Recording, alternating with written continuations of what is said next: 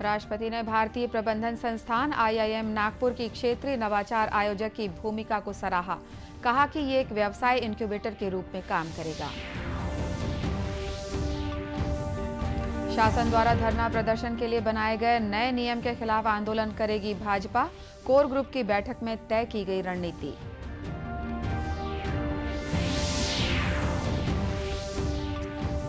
देश में अब तक 190 करोड़ से अधिक कोविड रोधी टीके लगाए जा चुके हैं।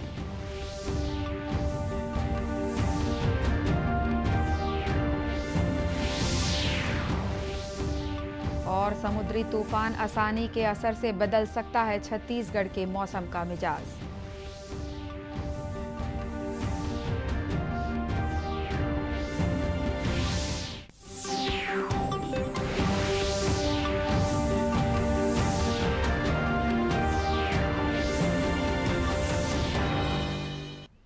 नमस्कार, आप देख रहे हैं दूरदर्शन समाचार। मैं हूं अनुराधा दुबे। अब समाचार विस्तार से।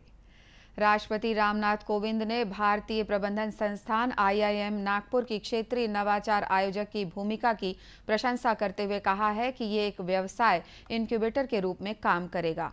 उन्होंने कहा कि ये क्षेत्र के उद्योगों को आत्मनिर्भर भारत के सपने को साकार करने में सहायता करेगा। राष्ट्रपति ने आज नागपुर में संस्थान के विस्तारित परिसर का उद्घाटन करने के अवसर पर कहा कि ये संस्थान नवाचार और उद्यमिता की सेवाएं प्रदान करेगा। राष्ट्रपति ने कहा कि आईआईएम नागपुर का वर्तमान पारिस्थितिकी तंत्र विद्यार्थियों में नौकरी तलाशने वाले के बजाय नौकरी देने वाला बनने की मानसिकता को बढ़ावा देगा। Education institutes are not just mere places of learning. It is the place which polishes the inner and sometimes even hidden talents in each one of us. The curriculum gives us the occasion to introspect within ourselves the purpose, the ambition, and hence fulfill our dreams. We are living in an era where innovation and entrepreneurship are appreciated and encouraged. इस अवसर पर केंद्रीय मंत्री नितिन गडकरी ने कहा कि नागपुर को शिक्षा, चिकित्सा और लॉजिस्टिक्स हब बनाने का सपना साकार हो रहा है। उन्होंने कहा कि आईआईएम को नागपुर को अंतर्राष्ट्रीय स्तर पर ले जाने में मदद करनी चाहिए और इसे विदर्भ में उद्योगों के साथ समन्वय करना चाहिए। राज्य सरकार ने प्रदेश में धरना, आंदोलन और रैली के लिए हाल ही में नए नियम जारी किए हैं, जिस पर प्रदेश भाजपा ने आपत्ति जताई है। भाजपा ने नए नियम को लेकर आंदोलन करने का फैसला किया है। कल राजधानी रायपुर स्थित कुशाभाऊ ठाकरे परिसर में हुई भाजपा कोर ग्रुप की बैठक में आंदोलन को लेकर रणनीति भी बनाई गई। प्रदेश प्रभारी डी पुरंदेश्वरी और शहर प्रभारी नितिन नवीन की उपस्थिति में हुई इस बैठक में आगामी 16 मई को जेल भरो आंदोलन किए जाने का निर्णय लिया गया। बैठक के बाद प्रदेश के पूर्व मुख्यमंत्री और भाजपा के राष्ट्रीय उपाध्यक्ष रमन सिंह ने कहा कि पार्टी को गतिशीलता देने व्यापक कार्ययोजना बनाई जा रही है। तो तैयार है संगठन को गतिशील बनाने के लिए। हमारे राष्ट्रीय प्रभारी यहाँ उपस्थित हैं, सह प्रभारी उपस्थित हैं और लगातार कार्ययोजना की गतिशील पार्टी कैसे हो, और ख़ास तौर से जो बड़ी कार्ययोजना का हिस्सा है कि हमारे नीचे शक्ति केंद्र स्तर में विस्तारक जो जा रहे हैं हमारे, और उसमें साइबर विस्तारक जो जा रहे हैं, उनकी भूमिका और उन्हें 10 दिन में 100 घंटे देना है। तो क्या क्या उनको काम करना है। जैसे हम लोग भी जा रहे हैं, वहाँ भी जाके बूथ में बैठकर लोगों से बात करते हैं और समस्याओं को भी सुनते हैं, गांव की स्थानीय मुद्दों को भी करते हैं।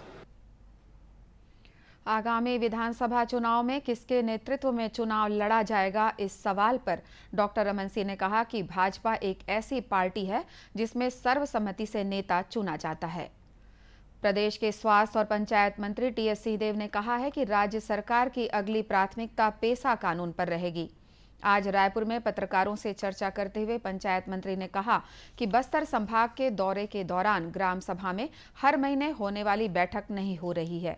इसके लिए अधिकारियों को ग्राम सभा की बैठक हर महीने करने के निर्देश दिए गए हैं। उन्होंने कहा कि पेसा नियमों को लेकर लोग भ्रम फैला रहे हैं।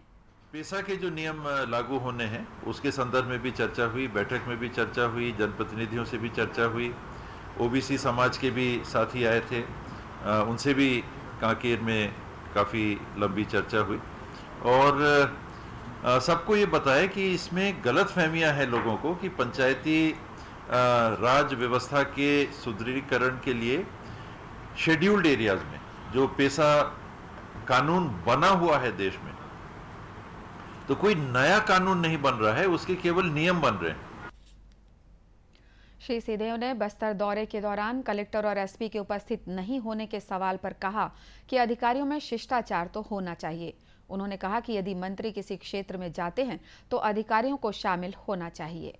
एक सामान्य सी बात है कि हर मंत्री के हर बैठक में कलेक्टर या एसपी को उपस्थित होने की कोई आवश्यकता नहीं है, किंतु इतना शिष्टाचार तो होना चाहिए कि कैबिनेट का मंत्री अगर जा रहा है और कैबिनेट का कंसेप्ट पार्लियामेंट्री लहजे में क्या है कि सब बराबर है, मुख्यमंत्री उनमें अगुवा है, बाकी सब मंत्री बराबर है।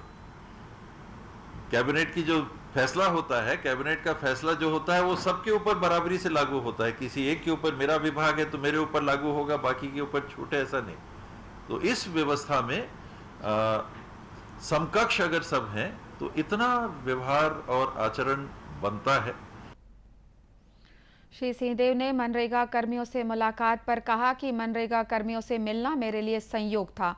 उन्होंने कहा कि उनकी मांगों को सरकार में रखूंगा। राष्ट्रव्यापी टीकाकरण अभियान के तहत देश में अब तक 190 करोड़ से अधिक कोविड रोधी टीके लगाए जा चुके हैं। केंद्रीय स्वास्थ्य मंत्रालय ने कहा है कि कल 17,49,000 टीके लगाए गए। मंत्रालय ने बताया है कि राज्यों और केंद्र शासित प्रदेशों के पास अब भी 18 करोड़ 64 लाख टीके बचे हुए हैं। इस बीच बीते 24 घंटों में 3,805 नए लोगों में संक्रमण की पुष्टि हुई और 3,168 मरीज संक्रमण से ठीक हुए हैं। देश में इस समय कुल 20,303 मरीजों का इलाज चल रहा है। संक्रमण से स्वस्थ होने की दर 98.74% है। वहीं बीते 24 घंटों के दौरान 22 लोगों की कोरोना संक्रमण से मौत हुई है। इधर छत्तीसगढ़ में भी पिछले 24 घंटे में 3,629 सैंपलों की जांच हुई, जिसमें धमतरी जिले में एक व्यक्ति कोरोना संक्रमित पाया गया है।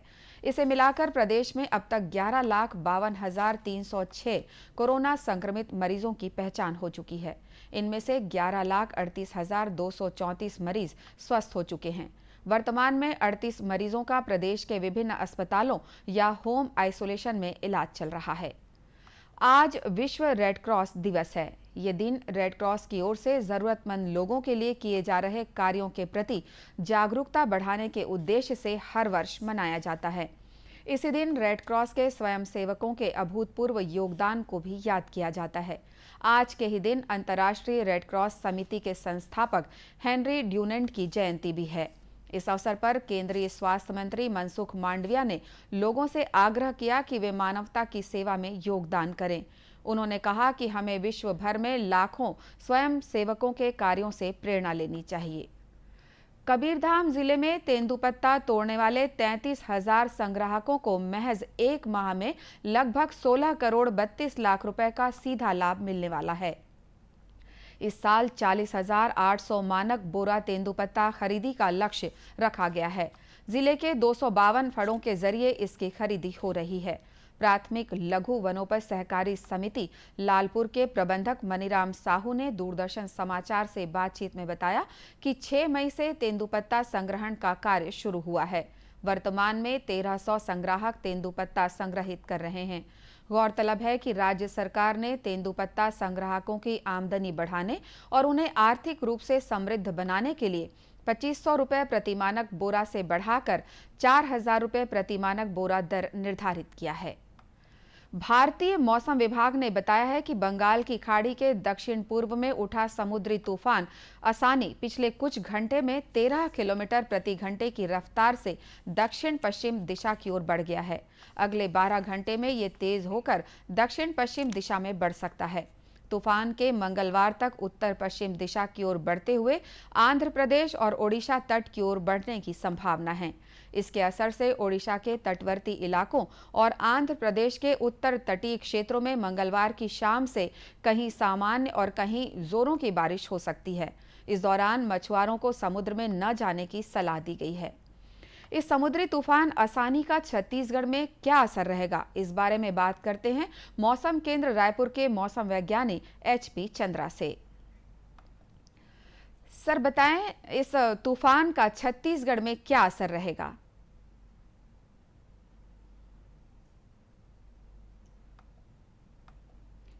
मेरी आवाज आ रही है चंद्रा सर आपको? आसानी तूफान के बारे में बताएं, छत्तीसगढ़ में इसका क्या असर होगा?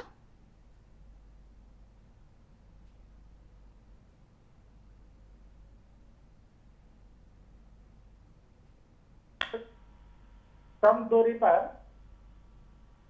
हेलो जी जी। छत्तीसगढ़ है समुद्र से काफी कम दूरी पर है, लगभग एरियल डिस्टेंस यदि देखें तो लगभग 250 किलोमीटर पड़ेगा बस्तर से। अच्छा। इसके कारण से दक्षिण छत्तीसगढ़ में सबसे ज्यादा प्रभाव पड़ने की संभावना है। यहाँ पर हवा की गति है वो 10 से 20 किलोमीटर तक रह सकता है। बादल छाए रहने की संभावना है और साथ ही टेम्परेचर है वो कम हो जाएगा। हल्की से मध्यम बारिश है वो मुख्य रूप से दक्षिण छत्तीसगढ़ में ज्यादा रहेगा, जबकि उत्तर छत्तीसगढ़ में हल्की बारिश ही रहने की संभावना है। आंशिक रूप से बादल छाए रहने की संभावना है। यहाँ पर उसका असर है बहुत ज्यादा फिलहाल पड़ने की संभावना नहीं दिख रहा है, क्योंकि ये जो आसनी तूफान है वो उत्तर पूर्व की ओर मुड़ जाने के कारण से यहाँ पर असर है कम रहेगा। जी जी।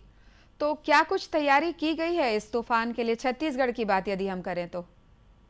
देखिए हमारे तरफ से चूंकि कोई डिस्ट्रक्टिव कंडीशन बनने की संभावना नहीं है, इसलिए अभी फिलहाल कोई चेतावनी जारी नहीं किया गया है, जो कि प्रशासन के द्वारा तैयारी की जाती है। अब जी क्योंकि ज्यादा इसकी प्रबलता छत्तीसगढ़ को नहीं पड़ने वाला, इसलिए चेतावनी जारी नहीं की गई है। जो कि छत्तीसगढ़ शासन के द्वारा जो तैयारी की जाता है वो अभी फिलहाल नहीं किया गया है। बहुत बहुत धन्यवाद इस जानकारी के लिए। अब कुछ खबरें जिलों से।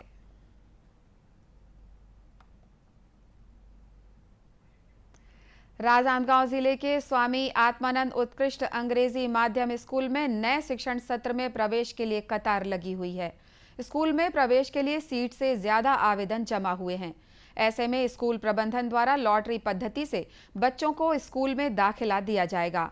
स्कूल की प्राचार्य आशा मेनन ने बताया कि कक्षा पहली से 8वीं तक की भर्ती प्रक्रिया की जा रही है। उन्होंने बताया कि 50 सीट की क्षमता वाले कक्षा पहली में भर्ती के लिए 1042 आवेदन आए हैं। उन्होंने बताया कि 9 मई को लॉटरी निकाली जाएगी। गौरतलब है कि राज्य सरकार द्वारा निजी स्कूल की तर्ज पर ही शासकीय स्कूलों में अंग्रेजी माध्यम से शिक्षा देने की शुरुआत की गई है। मुंगेली जिले में चिटफंड मामले में फरार आरोपी को गिरफ्तार करने में मुंगेली पुलिस ने सफलता पाई है।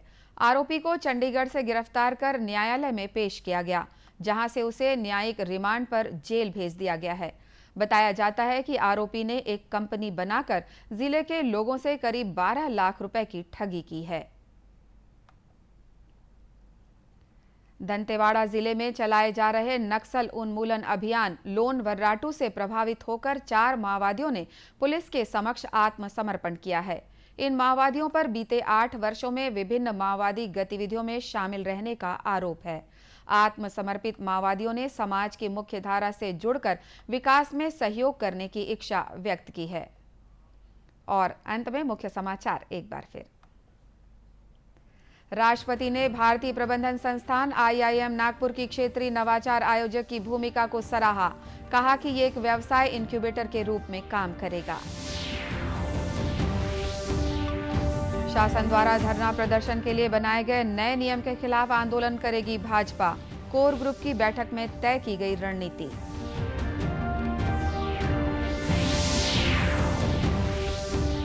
देश में अब तक 190 करोड़ से अधिक कोविड रोधी टीके लगाए जा चुके हैं।